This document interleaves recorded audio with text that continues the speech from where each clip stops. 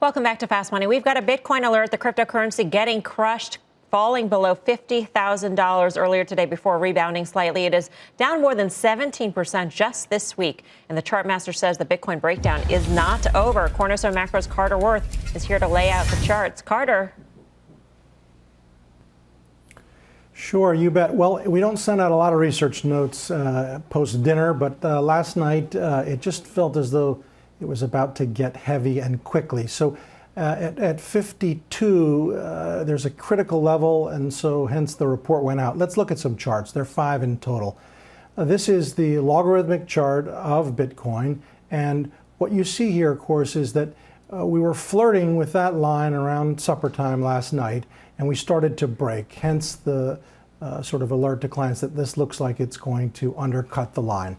And so we did indeed drop as low as 47 and change. The question is, once breaking a trend line, what can you look for as a reference point? And that gets to the next 4 charts. So one reference point is the January peak, and you can see the line I've drawn there. Look at the next chart. Another reference point is the 150-day moving average. Now, take a look at the next chart. It's those all put together. They all triangulate. They all come down to around the 40,000 plus level. Now, look at the long-term and final chart, and this is of Bitcoin with its 150-day moving average. And over time, it served quite well as a reference point. And so a peak to trough decline, we hit 64 and change. Our low is 47 and change before the reversal today. But that would represent about a 38% decline. Our peak to trough now is 26. I think there's a little bit more to go. Carter, is it your sense that this is a correction within an uptrend, or is the uptrend is actually broken?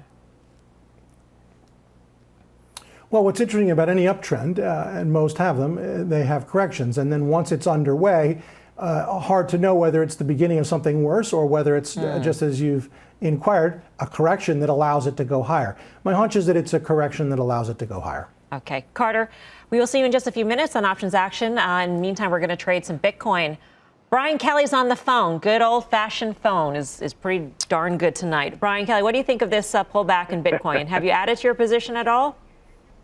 No, you know, it's interesting. I haven't added to my position. What's happening in the crypto markets in general is we're seeing some dispersion. So you're seeing some of the money come out of Bitcoin, but not necessarily leave the ecosystem. It's going into Ethereum and Solana and Atoms and names like that, all of which I'm long.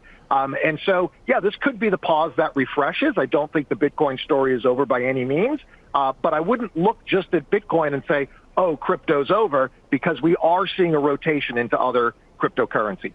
Yeah, we were just talking to Dan Moorhead of Pantera Capital yesterday, who's making the point that the non-Bitcoin, non-Ethereum market has vastly increased over just the past 3 months, and that his favorite pick right now is actually Polkadot. James McDonald, you're in Bitcoin through an ETF, I believe. How do you feel about this pullback? What's interesting about Bitcoin is there's so much mystique about it that it draws a lot of attention, and it can be a controversial holding.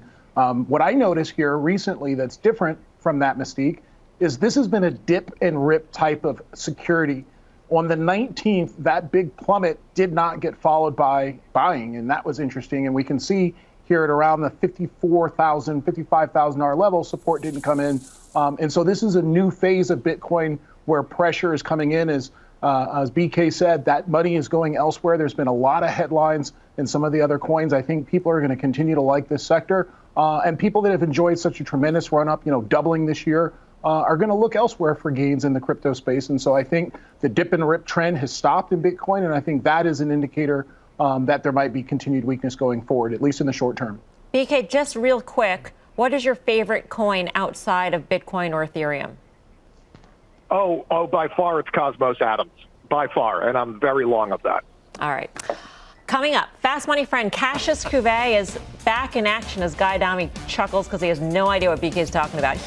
Cassius was sticking by his SPAC dreams despite a crushing month. We're diving into the space straight ahead. But first, a message from investor and entrepreneur Natalie Molina Nino as CNBC celebrates Financial Literacy Month.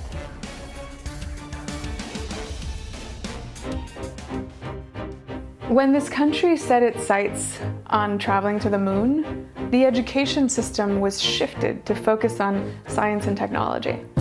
This country today is facing a wealth and an income gap unlike anything that we have seen in almost a century. It's time that we shift the educational system to include the financial education that will get us to that moonshot.